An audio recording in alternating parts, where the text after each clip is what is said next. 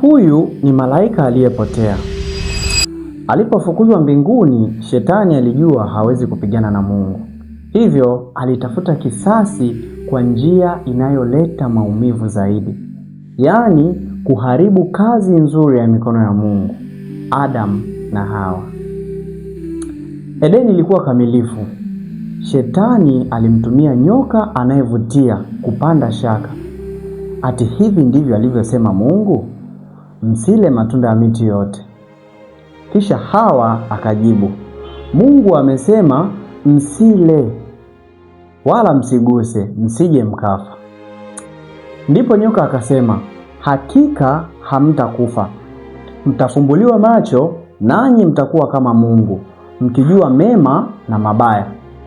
Shetani aliwafanya wamuone Mungu kama mchoyo. Kwa kula tunda lile walichagua uasi. Lakini kwa nini Mungu hakumwangamiza Shetani pale pale? Kama angefanya hivyo, malaika wangesalia kumtii kwa hofu, sio kwa upendo. Mungu anataka upendo wa hiari. Dunia imekuwa jukwaa ambapo ulimwengu wote unatazama matokeo mabaya ya dhambi. Leo kila mmoja wetu lazima achague.